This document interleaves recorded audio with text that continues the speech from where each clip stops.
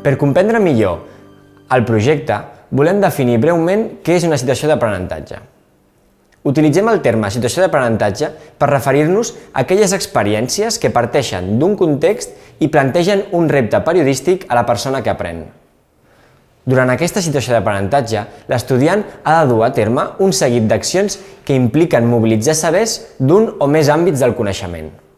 Per això, diem que les situacions d'aprenentatge s'orienten a l'assoliment de competències. Cada situació d'aprenentatge es divideix en dues fases: la fase lab, que té el color blau, i la fase acció, que té el color vermell.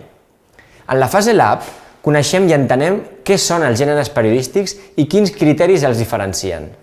Assentem les bases teòriques de l'educació mediàtica a través d'activitats competencials que ens permeten dominar cada gènere i tenir més recursos per afrontar la fase acció.